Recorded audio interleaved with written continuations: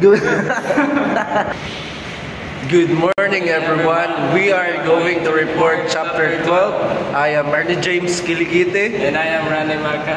And I am Rodriguez Shudagoy. And we are the Group 11. The Earth is a dynamic planet because it's studied through geology, which examines processes on its interior and surface of the Earth. The Earth formed about 4.6 billion years ago, and as it cooled, its interior divided into three main layers, which is the core, mantle, and crust. So the core is the innermost zone, and it is extremely hot with a solid inner core surrounded by molten and semi-solid material. Next is mantle, a thick layer mostly made of solid rock, and its outer part is solid, while the underlying asthenosphere contains hot, partly melted rock that flows, driven by convection currents that transport heat and rocks. Next is crust, the thin outermost layer, including the continental crust, which is beneath the continents, and oceanic crust, which is beneath oceans, making up 71% of the crust. The lithosphere, comprising the crust and the rigid upper mantle, contains the mineral resources vital for human use. For example, food. The lithosphere provides the land on which crops are grown and livestock are fed. And then sa fuel, ang lithosphere provides materials for fuel such as those used in car. Next, what are minerals and rocks? Minerals is naturally occurring inorganic compounds or elements with a crystalline structure. They can be single elements, example gold, or compounds like salt and quartz. Then mineral resources or mineral resource are concentrations of these minerals that can be extracted for use, but they are non-renewable and finite. An example of mineral resource is bauxite, which is the primary source of aluminum. Bauxite is mined and then refined into alumina, and then melted to produce aluminum. Ang aluminum is magamit na siya para makagama og mga beverage cans, mga parts aircraft and vehicle. And then next is rocks, a solid combination of one or more minerals. They are classified based on their formation process. First is the sedimentary rocks, formed from layers of sediments like sand, shells, and plants, remains compacted over time. Example, sandstone and limestone. And the next is igneous rocks, formed from cold magma, either underground or above ground. If underground, it is granite, and above ground is lava rock. And the next, metamorphic rocks, formed when existing rocks are altered by heat, pressure, or fluids. Example of metamorphic rocks is marble and slate. This process shape Earth's crust and provide essential resources for human use. Next, the Earth's rocks are recycled very slowly. So the rock cycle describes how rocks on Earth are constantly recycled through processes like erosion, melting, and metamorphism. Erosion breaks rocks down into smaller particles, which form sedimentary rocks. Melting and cooling of rocks create igneous rocks, while heat and pressure transform rocks into metamorphic rocks. This process occurs very slowly over millions of years, playing a key role in forming concentrated deposits of valuable mineral resources that are non-renewable. The rock cycle is the slowest of Earth's natural cycles but essential for the ongoing transformations of Earth's material. Next is, we depend on a variety of non-renewable mineral resources. So we rely on various non-renewable mineral resources from Earth's crust, including metallic and non-metallic minerals. So metallic minerals, these include single elements like aluminum, gold, and rare earth metals, and compounds like rare earth oxides. So metals are crucial for constructions, electronics, and machinery. For examples, in aluminum, it is used in cans, vehicles, and buildings. Steel, an alloy of iron and other elements vital for constructions and machinery. And then copper, used for electrical wiring. And then gold for jewelries. And then non-metallic minerals. It includes sand, limestone, and phosphate salts, essential for constructions and agriculture. For example, sand. It is used in glass, making glass, bricks, and concrete. And limestone, it is the key for cement and concrete production. And minerals are extracted from ore, which is rock with a profitable mineral concentration, and then the high-grade ore has more of the desired mineral than low-grade ore. These resources are finite and integral to modern infrastructure and technology. That's all.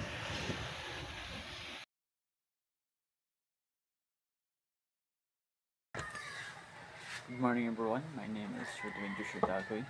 So I am here to report an assigned topic which is 2.2 graphene, a revolutionary material.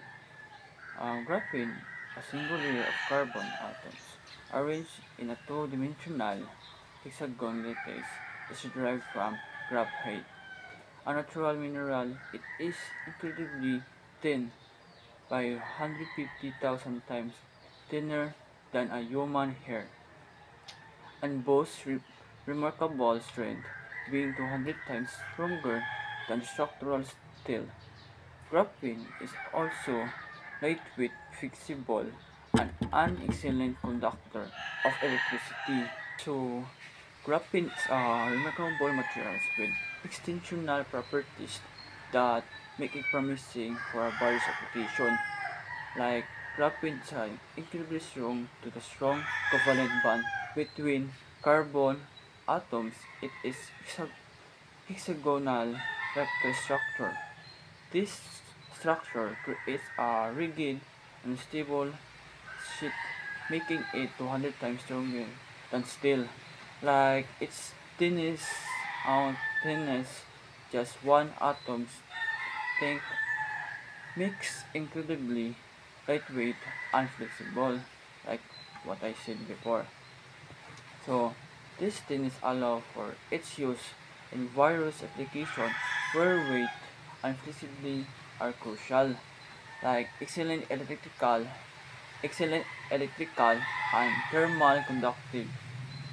Like graphene is an excellent conductor of electricity due to its velocities electrons, which can move freely within. So the potential application of graphene are vast and could significantly impact industries, particularly electric vehicle, by enabling batteries and recharge for 10 times faster and hold 10 times more power. Additionally, graphene capacities could lead to stronger, lighter plastic, flexible electronic, and efficient solar cells.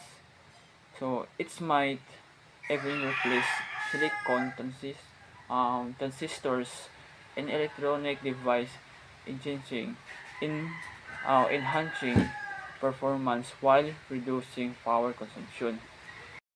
So currently, high purity graphene, essential for graphene production, is primarily sourced from China, which controlled about 73% of its supply.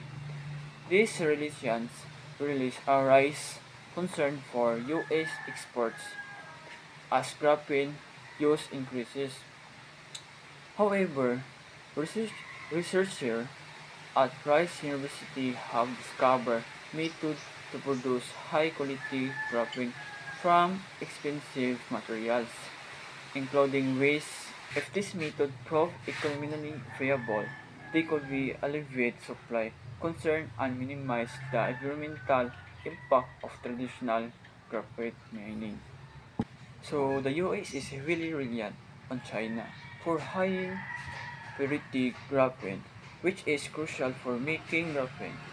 This independence is a concern of graphene as a grow. However, researchers of Rice University have developed methods to produce high quality graphene from cheap, readily available source like waste and even dogfish. If this method become commercially viable, they could significantly reduce reliance on China, making graphene production more sustainable and environmentally friendly. So, chemists led by James M. Shore found, found ways to make large sheets of high-quality graphene from inexpensive materials found in a garbage and from dog feces. If such as process become economically feasible, concern oversupplies of graphene could vanish along with any harmful environmental effect of the mining and processing of graphene, like produce graphenes in any countries. So, supply of non-renewable minerals resources can be economically depleted. The supplies of non-renewable resources is primarily measured by reserves, which are identified deposits that can be profitably extracted at current price. Like reserve can expand through new discoveries or advancement in technology and price increase. A mineral resource is considered as economically depleted when the cost of extraction exceeds its value. Then, when it occurs, there are five options: recycling of reuse, wasteless, useless, fine substance, or do without. So reuse is reusing materials reduced to need to extract new ones. So sa wish list is minimizing waste during production and consumption help conserve resources. So punta naman ta sa useless is finding ways to use less of resources like energy efficiency, extend its lifespan. Then sa fine substance, so muna siya mo develop sa alternative like renewable energy resources. So, so can replace deleted sources. So, sa punta no sa do without, in some cases, we might need to find ways to live without certain resources like survival kit. So, this option help us conserve non-renewable minerals and move toward more substance in the future. Sa depletion, time refer to duration needed to use 80% of minerals reserves at a specific usage rate. Estimates vary based on the assumption about supply and usage rates. The shortest estimates assume to recycling or increase reserves. So while longer estimates consider recycling and better technology, and the longest includes reduced consumption and reuse. So makita niyo na sa graph below anang pula na red ng red graph is a mine use of throwaway mo siya pinatakang like 75% na sa mining. Then sa sunod na is recycling, and the last is recycle of reuse muna siyang nakalowest. So let's move to concept 12.3. Removal and use mineral deposit have harmful to environmental effect. So the removal and use of mineral deposit have significant environmental consequences throughout their life cycle, which include mining, processing, manufacturing, and disposal. So mining methods vary based on the mineral grade and location, with the high grade always being exploited first. Surface mining accounts for most non-fuel minerals resources in the US and involved to techniques such as open pit mining, strip mining, and mountaintop removal. So this method causes land disruption, pollution, and waste, including large amount of solid waste and toxic emission. So mining minerals deposit has a significant impact on environment throughout its life cycle, from extraction to deposit, so disposal. So mining methods like open pit, strip mining, and mountain top removal cause of widespread land disruption, pollution, and waste generation. This method often target higher grade ore first, leading to the depletion of easily accessible resources. So, like kaning environmental sequences include land disturbance. Muna siya ang mining activities disturb natural landscape, impacting habitat and ecosystem. So, ang pollution is mining can release pollution. Mining can release pollutants into the air, water, and also into soil.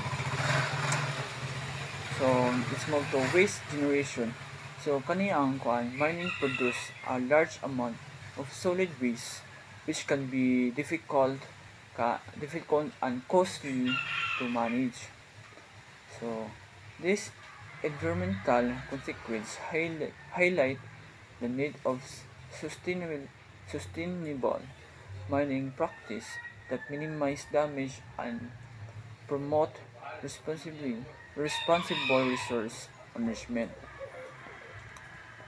So, surface mining, a dominant method for extracting minerals in the US, involve removing layers of soil and rocks to reach the mineral deposit. This process significant environment impact. So, depending on the specific technique they use. So ang common surface mining techniques is, kung isulti kanina is, open pit mining. Muna siya, ang large open pit are created to extract minerals, resulting in extensive land disturbance, and area strip mining is used for flat terrain that involve removing open and strip, leaving behind large piles of waste. So let's move to surface mining, which account for 90% of non-fuel minerals resources and 60% of coal in the US, involve removing overburden to access minerals. Techniques include open pit mining, area trip mining, contour trip mining, and maintenance removal. Each method has specific impacts such as habitat disturbance, soil erosion, and contamination of waste resources with toxic substance. Contour strip mining, used in hilly terrain, it follows the contour of the land, creating the terrace and distorting natural slope. So the maintaining removal, the tops of mountains are arbitrarily removed to access coal seams, causing significant environmental damage. Let's move to next slide. The real cost of gold. The environmental impact of gold mining is significant, as extracting enough gold for wedding rings generated waste equivalent to the weight of over 3 mid-sized cars. These mining waste, often left near mine sites, can lead to air and water pollution. In 2012, the top gold producing countries were China, Australia, and the United States, also the South Africa and Russia. Most gold is extracted using a highly toxic cyanide solution sprayed on a crushed rock, which leach gold from the ore. These cyanides poses a severe threat to wildlife prone to setting spawns, as it remains toxic until broken down by sunlight, and the ponds can leak or overflow, exacerbating environmental risks. The production of gold comes with hefty environment costs, like often hidden from consumers. So, ang impact waste is extracting enough gold for single wedding rings generate waste equivalent to car. So, ang cyanide leaching mas gold extraction used for highly toxic cyanide solution for sprayed on a crushed rock to leach gold from. So these cyanides poses serious threats for wildlife, particularly those attracted to setting spawns. So cyanides remains toxic until broken down by sunlight, and leak overflows from these spawns can further exacerbate environmental risk. So pwede po ma-impact sa global impact is in 2012 China, Australia, and United States, South Africa, and Russia for the top gold producing countries. This highlights the global scale of gold mining environmental footprint. So the environmental consequence of gold mining raise the concern about the sustainability of this industry. And that's all of my report. Thank you.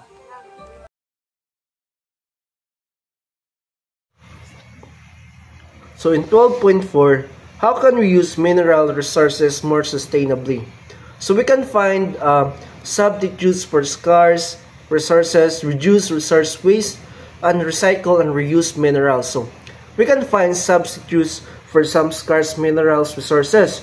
So some analysis believes that even if supplies or key minerals become too expensive or too scarce due to unsustainable use, so human ingenuity will find substitutes. So they point to current minerals revolution in which silicon and other materials are replacing some materials for common uses. So graphene revolutionary material. So as you can see, there is an example of graphene there. So graphene is a thin, strong, and flexible material made from graphite.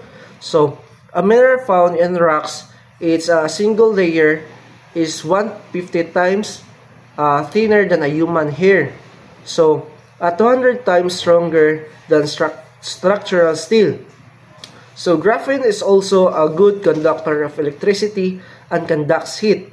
So better than any known material. So it could be revolutionize the electric car industry by producing batteries that can be recharged 10 times faster and hold 10 times more power than traditional batteries. So graphene could be also replace silicon transistors in electric devices, making them faster and more efficient. So we can use mineral resources in several ways to more sustainably, like gold, iron, copper, aluminum, and platinum.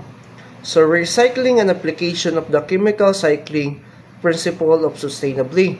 So has a much lower environmental impact than that of mining and processing materials from ores.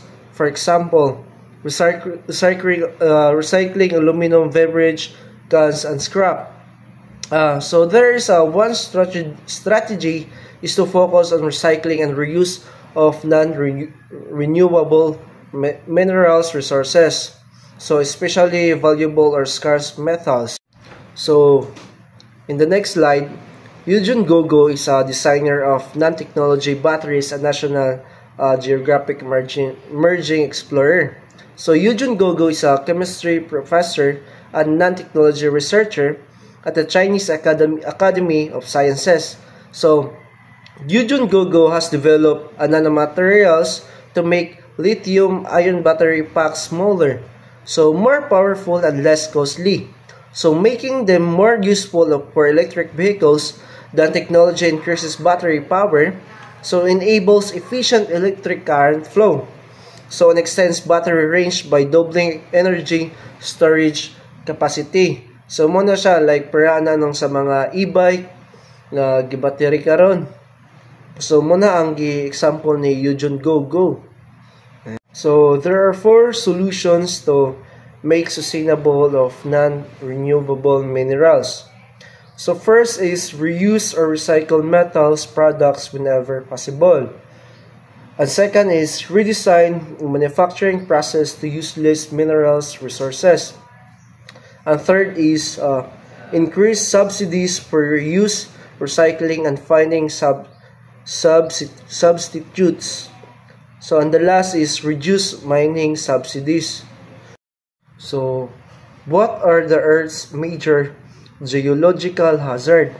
So there are 4 major example of geological hazard like earthquakes, tsunami, floods, volcanic eruptions, landslide, or soil creeps.